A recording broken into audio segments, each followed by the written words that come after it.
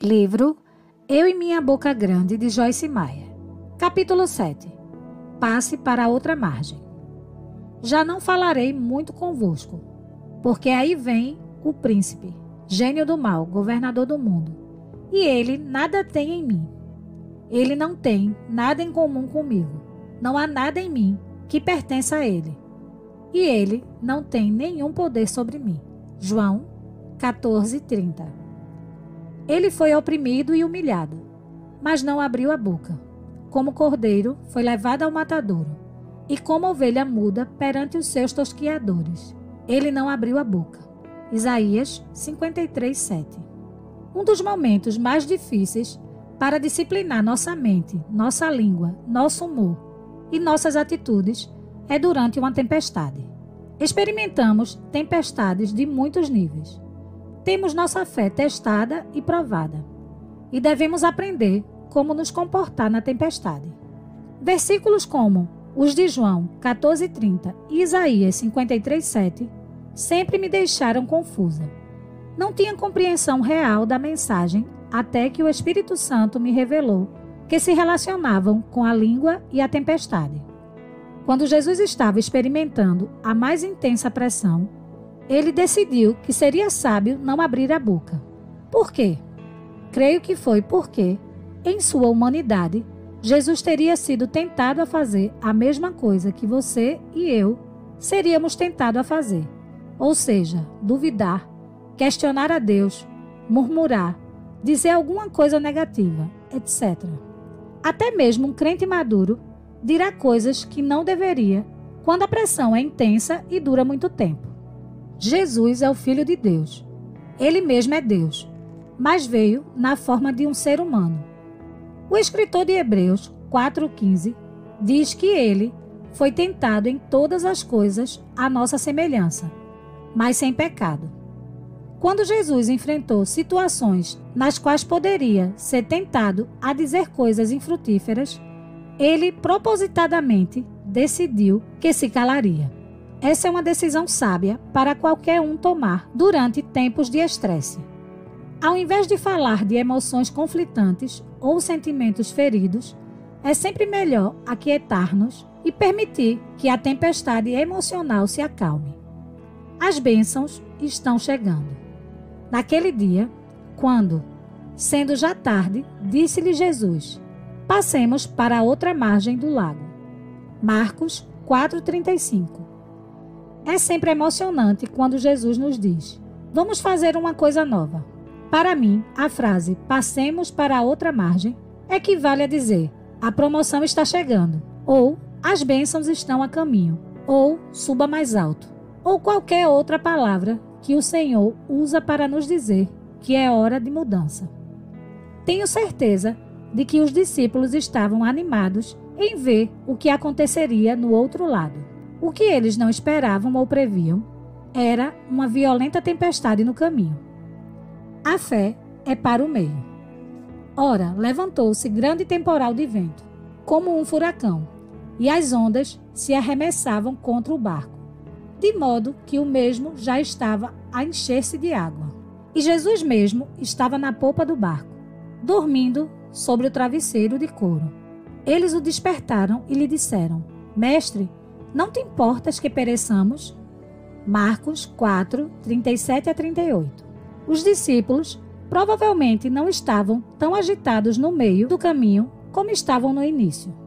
Embora Deus frequentemente nos chame para um novo destino, quase sempre Ele não nos deixa saber o que vai acontecer no caminho. Abandonamos a segurança de onde estamos e partimos para as bênçãos da outra margem. Mas é no meio que geralmente ocorre as tempestades. O meio é geralmente um lugar de teste. A tempestade estava com força total e Jesus estava dormindo. Isso soa familiar? Você já passou por momentos em que sentiu que estava afundando rapidamente e Jesus estava dormindo? Você orou e não ouviu nada de Deus? Passou o tempo com Ele e tentou sentir sua presença e ainda assim você não sentiu nada? Buscou uma resposta e, apesar de ter lutado tanto contra o vento e as ondas, a tempestade ficou ainda mais violenta e você ficou sem saber o que fazer, às vezes nos referimos a essas estações como a meia-noite ou a noite negra da alma. A tempestade na qual os discípulos se encontravam não era uma chuvinha de abril ou uma inofensiva tempestade de verão, mas um verdadeiro furacão. As ondas não estavam indo e vindo calmamente, mas chicoteavam o barco com tanta fúria a ponto de rapidamente enchê-lo de água. Só isso já seria o suficiente para assustar qualquer um. É em momentos assim, quando o barco parece que vai afundar conosco, que devemos usar nossa fé. Podemos falar ou ler sobre fé, ouvir sermões, cantar músicas, mas na tempestade devemos usá-la. É também nessas horas que descobrimos quanta fé realmente temos. A fé é como um músculo. Ela se torna mais forte quando é usada e não apenas quando falamos dela. Cada tempestade que enfrentamos nos capacita a lidar melhor com a próxima. Logo, nos tornamos um navegador tão bom que as tempestades não nos perturbam mais. Já passamos por isso antes e sabemos como terminará. Tudo ficará bem. De acordo com a Bíblia, somos mais que vencedores. Romanos 8,37. Para mim, isso significa que já sabemos que venceremos antes mesmo da batalha começar. Para alcançar o alvo, temos de enfrentar a tempestade. O que nem sempre é divertido, mas é uma bênção saber que a fé é para aqueles dias quando não vemos a manifestação ainda. A fé é para o meio. Começar uma coisa não requer uma fé tremenda, mas puxa ao meio. Mesmo assim, temos de passar pelo meio para chegar à outra margem. Jesus queria que seus discípulos crescem nele. Passemos para a outra margem, disse ele. Jesus esperava que crescem, que se ele disse, aquilo iria acontecer. No entanto, assim como nós, os discípulos ficaram com medo. Tempestade acalmada, discípulos repreendidos. E ele, despertando, repreendeu o vento e disse ao mar: acalma-te, emudece, cala-te. O vento se aquietou, relaxou, e fez-se imediatamente grande bonança, uma paz perfeita. Então lhes disse: por que sois assim tímidos? Como é que não tendes fé, nenhuma confiança firme? Marcos 4, 39 a 40. Jesus acalmou a tempestade, mas repreendeu os discípulos pela falta de fé. Por que Jesus faz isso? É vital para o nosso futuro que cresçamos na fé, que é a confiança em Deus. Se Jesus permitisse que ficássemos com medo e continuasse a acalmar as nossas tempestades, sem nos corrigir, nunca aprenderíamos a insistir para passar para outra margem. Uma das coisas que devemos mudar é a nossa resposta às tempestades da vida. Claro que devemos crescer no domínio próprio e disciplina da língua.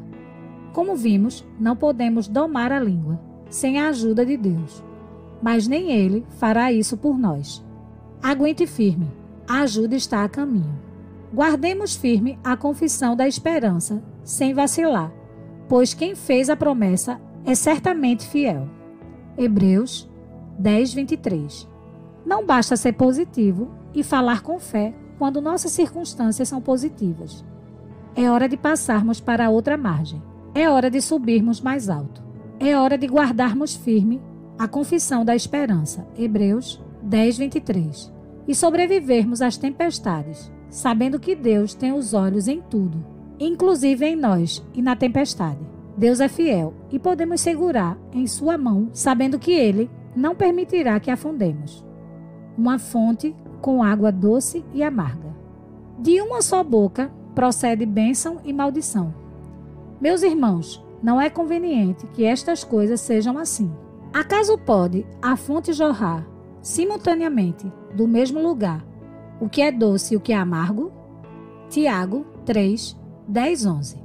Deveríamos nos esforçar para eliminar a conversa contraditória. Falar uma coisa nos momentos bons e outra nos momentos ruins. Deveríamos nos esforçar para não ser fonte que jorra água doce em momentos agradáveis e amarga em momentos amargos. Jesus estava sujeito às mesmas pressões e tentações que nós, E mesmo assim, ele permaneceu sempre o mesmo. Hebreus 13:8. Jesus teve de disciplinar sua língua e sua conversa durante as tempestades da vida. E nós também devemos fazer o mesmo. O controle da língua deveria ser o nosso alvo. É um sinal de maturidade. É uma maneira de glorificar a Deus. Refreie a língua. Se alguém supõe ser religioso, observador de deveres externos de sua fé, deixando de refrear a língua, antes enganando o próprio coração, a sua religião é vã, fútil, estéril. Tiago 1:26. Meu amigo, essa é uma declaração forte. Podemos fazer todo tipo de boas obras, por convicção religiosa, mas se não refrearmos a língua, não terão valor algum. Quando o assunto é palavra, língua e boca, não sei se esse é o seu caso. Fico deveras preocupada. O termo cabresto é definido no Webster como um arreio que consiste em uma testeira, freio e rédea, que se encaixa na cabeça de um cavalo e é usado para controlar a marcha ou para guiá-lo. No meio das tempestades da vida, se não refrearmos a língua, jamais experimentaremos a libertação. O Espírito Santo será nosso cabresto, se aceitarmos sua liderança e orientação. Coloque um freio na boca. Ora, se pomos freios na boca dos cavalos para nos obedecerem, também lhes dirigimos o corpo inteiro. Observai igualmente os navios, que sendo tão grandes e batidos de rijos ventos, por um pequeníssimo leme, são dirigidos para onde queira o impulso do timoneiro. Assim também a língua, pequeno órgão, se gaba de grandes coisas. Vede como uma fagulha põe em brasas tão grande selva. Tiago 3, de 3 a 5. Esses versículos indicam que a língua direciona a nossa vida. Alguém pode dizer que nossas palavras delimitam margem nas quais devemos viver. A língua é um membro tão pequeno do corpo e mesmo assim pode realizar grandes coisas. Seria maravilhoso se fosse somente coisas boas, mas não é assim. Relacionamentos são destruídos pela língua. A língua pode causar, e frequentemente causa, divórcio. Pessoas são emocionalmente feridas e nem todas se recuperam. Alguns idosos ainda estão feridos por coisas que lhes foram ditas quando eram crianças. Sim, a língua pode ser um pequeno órgão, mas puxa quão poderosa ela é. O freio que é colocado na boca de um cavalo também é muito pequeno, mas dá direção. O Webster define o freio como a peça de metal de um cabresto que controla e reprime um animal. Algo que controla. Precisamos de um freio na boca, mas não será colocado de maneira forçada. Devemos querer.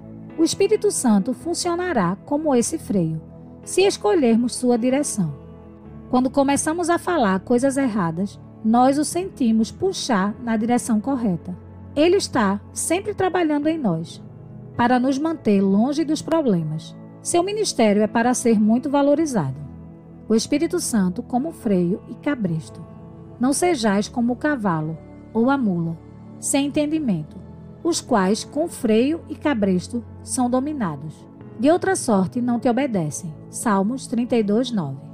Um cavalo obedece ao comando do cabresto, que lhe controla o freio na boca. Se desobedecer, sofrerá grande dor. Acontece o mesmo em nosso relacionamento com o Espírito Santo. Ele é o cabresto e o freio em nossa boca. O Espírito Santo deveria estar controlando as rédeas de nossa vida. Ao seguirmos sua ordem, chegaremos ao lugar certo e ficaremos fora de todos os lugares errados. Mas se fizermos o contrário, sofreremos muito. A língua tem vontade própria. E toda altivez que se levante contra o verdadeiro conhecimento de Deus, e levando cativo todo pensamento à obediência de Cristo, o Messias, o ungido. 2 Coríntios 10:5. Em tempos de prova, a língua parece ter vontade própria. Às vezes, sinto que minha língua tem um motor que alguém ligou, quando eu menos esperava. É muito importante ser responsável por nossos pensamentos, porque a fonte da palavra é o pensamento. Satanás sugere um pensamento como: eu não posso mais continuar assim. O que vai acontecer depois, já sabemos. A língua dispara e verbaliza o pensamento. Como o problema começa na mente, a solução deve estar lá também.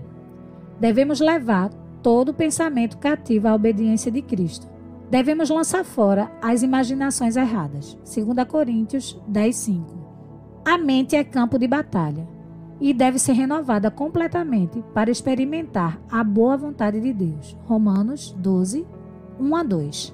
A boca nunca será controlada a menos que a mente seja controlada. Por falar em controle da mente, é interessante observar que pessoas que fazem bruxaria buscam controlar os pensamentos de outras pessoas. Aprender a projetar pensamentos errados em direção a pessoas inocentes é uma das prioridades delas. O que eu concluo disso é que Satanás quer controlar nossa mente. O Espírito Santo também quer controlar nossa mente. Mas ele nunca nos força, é nossa escolha. Ele nos guia na direção certa e nos revela os pensamentos errados. Por isso, devemos escolher lançar fora o pensamento errado e pensar em alguma coisa que produza bom fruto, como somos instruídos em Filipenses 4:8.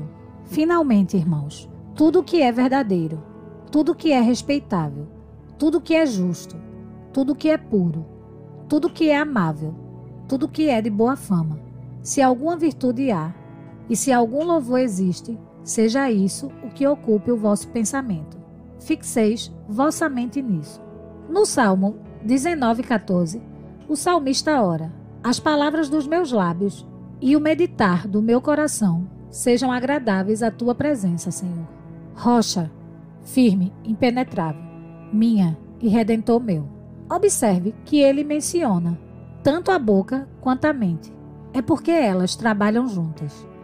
Acho que algumas pessoas tentam controlar a língua, mas não fazem nada sobre os pensamentos. É como arrancar as folhas de uma erva daninha e deixar a raiz. Em pouco tempo, ela crescerá novamente. Organize sua conversa. Bem-aventurados, felizes, afortunados, invejados, os irrepreensíveis, os corretos, verdadeiramente sinceros, inculpáveis, no seu caminho, da vontade revelada de Deus, que andam, organizam sua conduta e conversa, na lei do Senhor, a vontade completa de Deus. Salmos 119:1. Devemos organizar nossa conversa de acordo com a vontade de Deus. Quando estiver sendo provado, não olhe só para onde você está agora e o que está acontecendo com você, mas olhe tudo com os olhos da fé. Você se afastou da praia e agora está no meio do mar, com a tempestade rugindo, mas você passará para outra margem. Há bênçãos esperando por você lá. Então, não desista. Muitas pessoas retrocedem em tempos de desafios, porque nunca aprenderam como falar. Submeter-se a uma prova já é muito desanimador, e não precisamos de palavras de desalento que piore ainda mais a situação. Em Deuteronômio 26:14, foi ordenado aos israelitas que trouxessem suas ofertas ao Senhor e dissessem: dos dízimos não comi no meu luto. Às vezes, quando as pessoas estão de luto, começam a comer seus próprios dízimos em vez de ofertá-los ao Senhor, retrocedendo assim na oferta. Por quê? Porque é mais difícil ser obediente ao Senhor nos momentos de dificuldades pessoais. O diabo sussurra: esse negócio de dízimo não está funcionando. É melhor você segurar o que conseguiu, ao invés de dá-lo. A língua coça e diz: isso não está funcionando. É melhor usar o dinheiro para suprir minhas próprias necessidades, porque ninguém mais está me ajudando. Lembre-se, Satanás não quer que você passe para outra margem. Ele não quer que você faça nenhum progresso. Ele quer ver você voltar para o lugar de onde veio. Em Marcos 4, Jesus contou a parábola do semeador.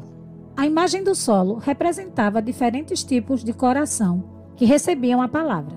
No versículo 17, Jesus fala da semente que foi plantada no solo rochoso, referindo-se àqueles que têm o coração endurecido como a rocha.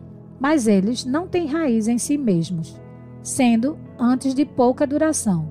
Em lhes chegando a angústia ou a perseguição por causa da palavra, logo se escandalizam, tornam-se desgostosos, indignados e ressentidos. As pessoas podem retroceder durante períodos de provação e tribulação. Em João 16:33, Jesus declara que devemos ter bom ânimo durante tais períodos, pois ele venceu o mundo por nós. Estas coisas vos tenho dito, para que tenhais perfeita paz em mim. No mundo passais por aflições, mas tende bom ânimo. Tenhais coragem, sejais confiantes, certos, não duvideis. Eu venci o mundo. Eu o privei do poder de prejudicar-vos e o conquistei por vós. Essas são coisas que precisamos nos lembrar e dizer. Poderão reviver estes ossos? Veio sobre mim a mão do Senhor. Ele me levou pelo Espírito do Senhor e me deixou no meio de um vale que estava cheio de ossos, e me fez andar ao redor deles. Eram muito numerosos, os ossos humanos, na superfície do vale, e estavam sequíssimos. Então me perguntou: Filho do homem, acaso poderão reviver estes ossos? Respondi: Senhor Deus, tu o sabes. Disse-me ele: Profetiza a estes ossos, e dize-lhes: Ossos secos, ouve a palavra do Senhor. Ezequiel 37, 1-4. Você pode achar que sua vida não passa de ossos secos e mortos. Suas circunstâncias podem estar tão mortas que já cheiram mal. Sua esperança pode parecer perdida, mas deixe-me mostrar-lhe a saída de Deus. Esse texto narra que o profeta fez como Deus ordenou, e viu o Senhor reviver e colocar fôlego e espírito nos ossos secos e mortos.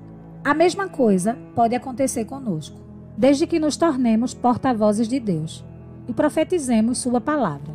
Não podemos mais falar nossas próprias palavras vãs e, sob pressão, permitir que nossa língua assuma o papel principal. Lázaro, vem para fora. Estava enfermo Lázaro, de Betânia, da aldeia de Maria e de sua irmã Marta. Esta Maria, cujo irmão Lázaro estava enfermo, era a mesma que ungiu com bálsamo o Senhor e lhe enxugou os pés com os seus cabelos. Mandaram, pois, as irmãs de Lázaro dizer a Jesus: Senhor, está enfermo aquele a quem amas. João 11, 1-3. Em João 11, a doença e a morte de Lázaro são relatadas. Quando Jesus entrou em cena, Lázaro já estava morto há 4 dias. Indo ao encontro de Jesus, sua irmã Marta disse-lhe: Senhor, se estiveras aqui, não teria morrido meu irmão. Versículo 21. Mais tarde, sua irmã Maria lhe falou exatamente a mesma coisa. Senhor, se estiveras aqui, meu irmão não teria morrido. Versículo 32. Nós nos sentimos assim às vezes. Sentimos que se Jesus tivesse aparecido mais cedo, talvez as coisas não tivessem ficado tão ruins. Tenho certeza de que os discípulos sentiram que a sua situação teria sido diferente se Jesus não tivesse adormecido no barco. Em João 11, 23-25, vemos como Jesus respondeu a essas palavras de desesperança e desespero. Declarou-lhe Jesus: Teu irmão há de ressurgir. Eu sei, replicou Marta, que ele há de ressurgir na ressurreição, no último dia. Disse-lhe Jesus: Eu mesmo, sou a ressurreição e a vida. Quem crê, adere a, confia em e depende em mim, ainda que morra, viverá. Você sabe o resto da história. Jesus chamou Lázaro, o homem que esteve morto durante 4 longos dias, para vir para fora do túmulo. E ele veio totalmente restaurado. Se Jesus pôde ressuscitar um morto, certamente pode ressuscitar uma circunstância morta. Podemos ver pela experiência de Ezequiel com os ossos secos e pela ressurreição de Lázaro, que não importa quão ruim as coisas pareçam, Deus trará a solução. Mas lembre-se, há princípios espirituais que devemos respeitar para ver o poder de Deus operando o milagre. Um desses princípios espirituais é ilustrado pela história da mulher com o fluxo de sangue. Continue dizendo a si mesmo: aconteceu que certa mulher, que havia 12 anos, vinha sofrendo de uma hemorragia e muito padecera à mão de vários médicos, tendo despedido tudo quanto possuía, sem contudo nada aproveitar, antes, pelo contrário, indo a pior. Tendo ouvido a fama de Jesus, vindo por trás dele, por entre a multidão, tocou-lhe a veste. Marcos 5, 25-27. Que diremos da mulher com fluxo de sangue? Estava doente há 12 anos. Tinha sofrido muito e ninguém pôde ajudá-la. Com certeza essa mulher era constantemente atormentada por pensamentos de desesperança. Quando decidiu ir até Jesus, ela deve ter ouvido: "De que adianta?", mas decidiu enfrentar uma multidão tão grande que chegava a sufocá-la. Tocou as vestes de Jesus, virtude fluiu e ela foi curada. Parafrase dos versículos 29 a 34. Mas há um detalhe que não podemos perder, porque dizia: "Se eu apenas lhe tocar as vestes, ficarei curada." Marcos 5:28. Ela dizia, você entende? Ela dizia. Não importa quanto tentaram desanimá-la. Embora o problema já durasse 12 anos e parecesse impossível passar pela multidão, essa mulher recebeu seu milagre. Jesus disse que fora a fé que a tinha salvado. Versículo 34. A fé dessa mulher foi liberada por meio de suas palavras. A fé tem de ser ativada para funcionar. E nós a ativamos pelas palavras. Continue falando e não desista da esperança. Presos de esperança. Voltai à fortaleza, de segurança e prosperidade, ó presos de esperança. Também hoje vos anuncio que tudo vos restituirei em dobro. Zacarias 9:12. Acabamos de ver 3 situações: ossos secos que reviveram, um morto trazido de volta à vida e uma mulher com uma doença incurável, totalmente curada. Todas essas tempestades eram impossíveis para homens, mas para Deus todas as coisas são possíveis. Mateus 19:26. Recentemente, durante uma tempestade, o Espírito Santo me levou a esse versículo em Zacarias, o qual nunca tinha visto antes.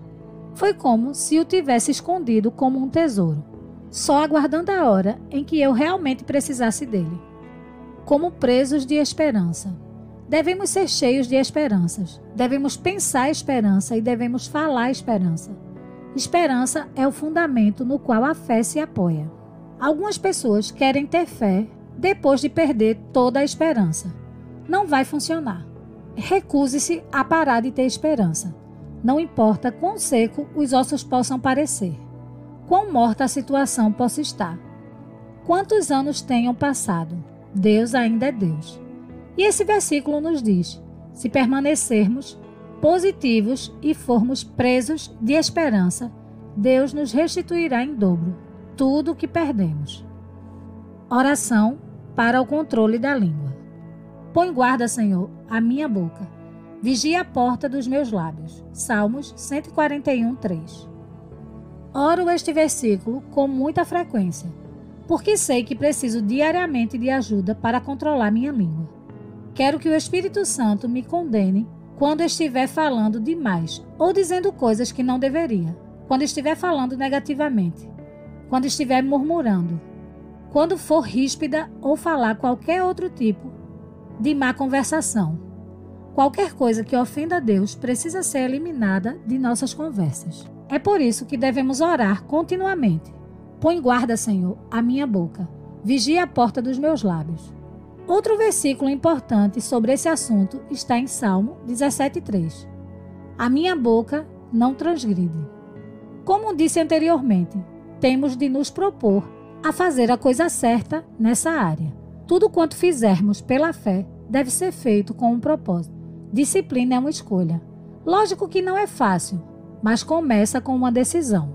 Quando estamos passando para o outro lado e de repente nos encontramos no meio da viagem, em uma violenta tempestade, temos de nos propor a não transgredir com a boca. É quando devemos orar esse versículo. Outro versículo que oro regularmente é Salmo 19:14. As palavras dos meus lábios e o meditar do meu coração sejam agradáveis na tua presença, Senhor. Rocha, firme e impenetrável, minha e redentor meu. Ore a palavra. Nada chama tão rápido a atenção de Deus. É a sua palavra que contém o poder do Espírito Santo. Permita que esses versículos sejam o clamor do seu coração. Seja sincero em seu desejo de ganhar a vitória nessa área. E enquanto busca a Deus, você vai notar que está mudando. Isso é o que o Senhor tem feito por mim, e Ele não faz acepção de pessoas. Atos 10:34. Todos aqueles que obedecem aos mandamentos de Deus recebem o cumprimento de suas promessas. Ore esta oração de compromisso para exercer controle sobre a língua. Senhor, oro para que Tu me ajudes a desenvolver uma sensibilidade ao Espírito Santo sobre toda a minha maneira de conversar. Não quero ser teimoso como um cavalo ou mula, que só obedece ao toque do cabresto ou freio. Quero me mover em Tua direção, apenas com um leve toque Teu.